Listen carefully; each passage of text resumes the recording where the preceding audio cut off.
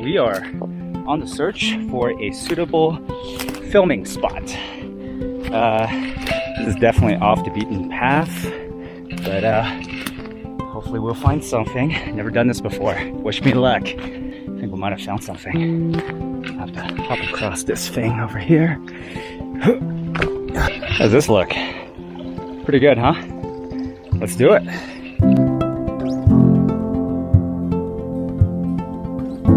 Stoicism is a 2,000-year-old Greek philosophy that has inspired and motivated generations of men and women from Roman emperors to CEOs and activists. Hi, I'm Shang, and welcome to my channel where I share ideas, lessons, and tools that help us become the best versions of ourselves. Today, I want to share with you 6 passages that have been very influential in my life from Seneca, one of the greatest Stoic philosophers. Also, if you're wondering about the changing scenery today, I am doing a 3-day solo out here in the wilderness, and I decided to bring you guys with me and show you this gorgeous, gorgeous creek and forest that's around. It was a little bit pain to set up, but I hope that you will enjoy this new scenery with some creek water. It's been very calming for me, for sure. So anyways, let's hit it.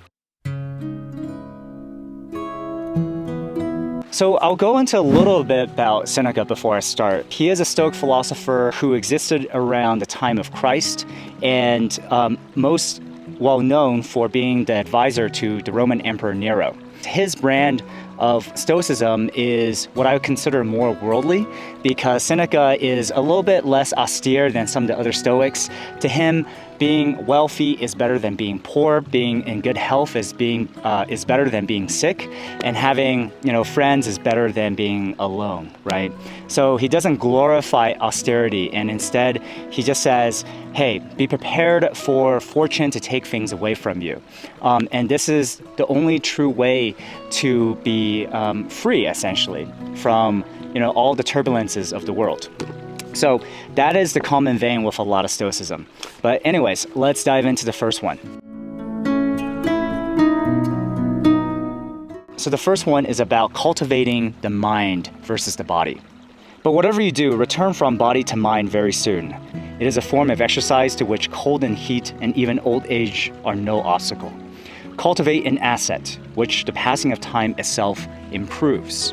I love this one because it really illustrates my own love for learning, right? So the ability to continuously learn new skills, to be adaptable, and especially with gaining wisdom, right?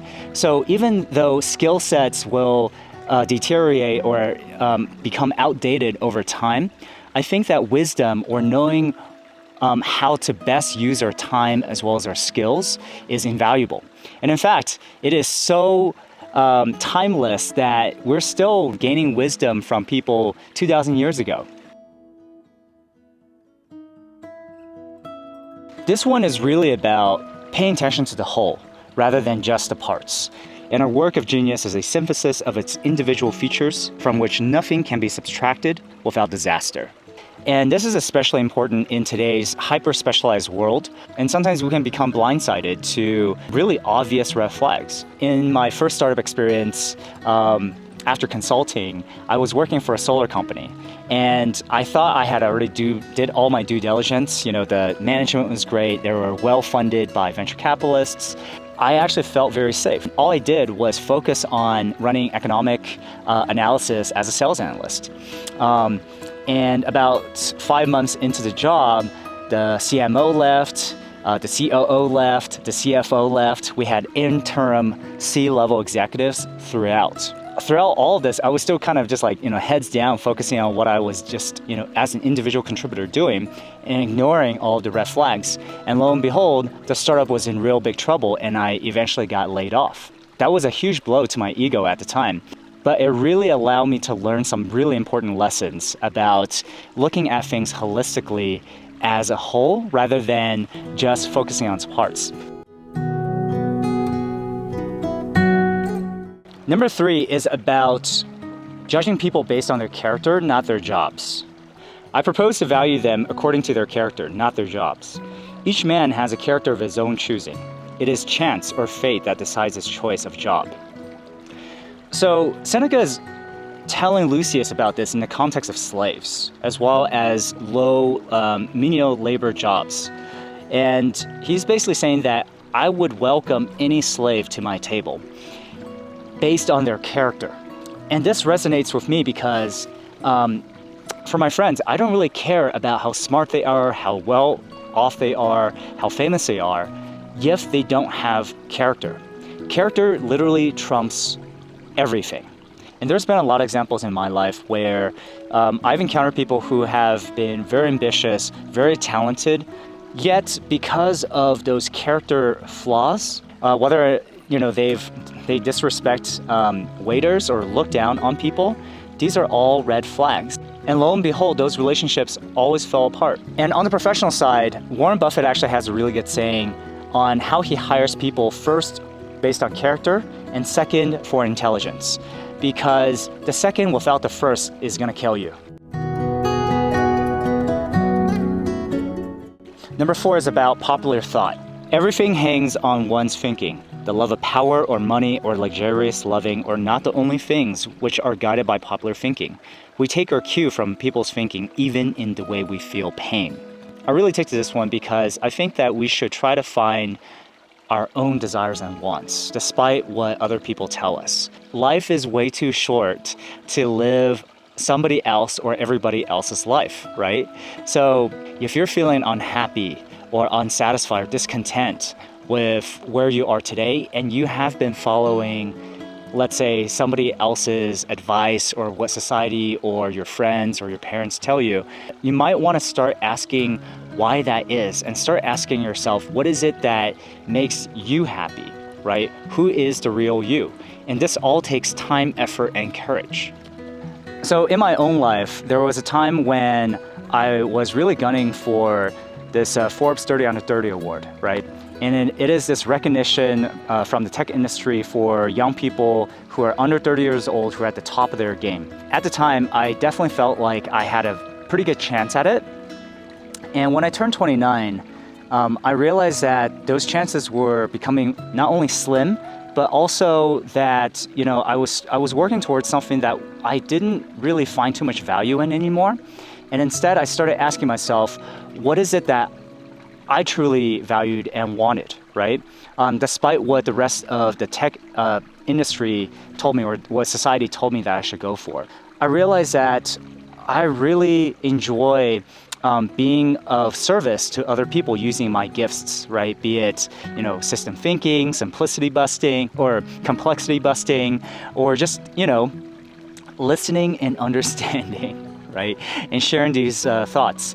So, and I think it's been a long path, but it's actually led me to, for example, this YouTube video, as well as a path of education and learning, rather than just creating the next augmented reality platform or something like that. The 5th one is about practicing austerity.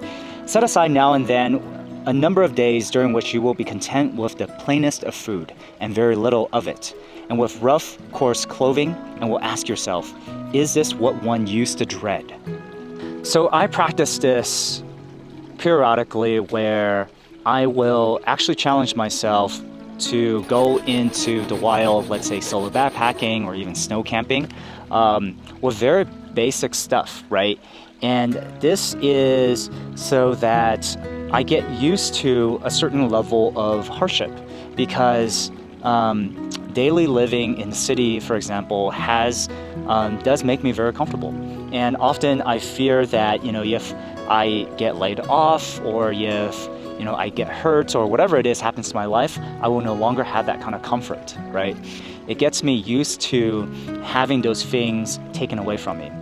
And we shouldn't, boast about this. We shouldn't brag about this, right? Because I'm simply doing something that many people, millions of people around the world, don't have the privilege of essentially living under a nice roof with good ambient temperature, with good food to eat, right, and a steady job or whatever it is. And I should practice this austerity in order so that I am ready for whenever fortune reverses itself. And I think on a daily life standpoint, It could be as simple as fasting or taking public transportation or walking to get groceries, because there are a ton of people who just don't have, that mode of transportation or enough to eat. And having just experience a little bit of that in our lives, I think it builds a lot of empathy and also helps us detach from absolutely needing those things in our lives. All right, this is the last one I'm going to leave you with.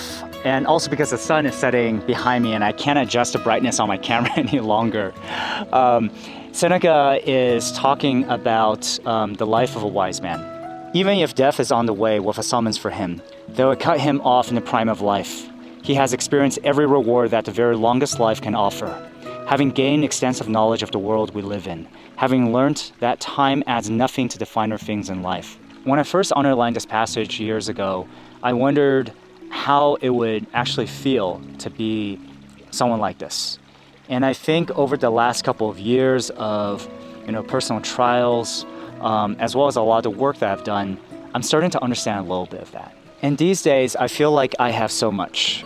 Despite not having a day job, and despite having, imposed some constraints on myself, I feel very rich. I feel like I have seen a lot of the world. I feel very fortunate to have been able to travel as much as I have, come across as many wonderful souls as I have, as well as being challenged by both people, things, and circumstances, right? It's been a really rich life. And,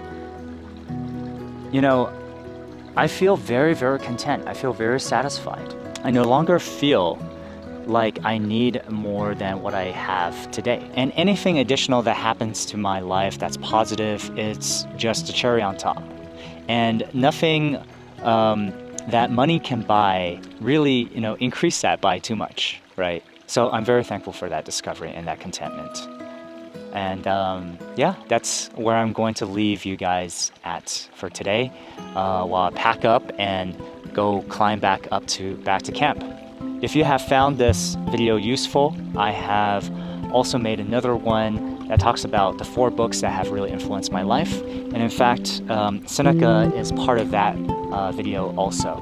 So definitely check that out. I hope you guys will have a wonderful day and see you next time.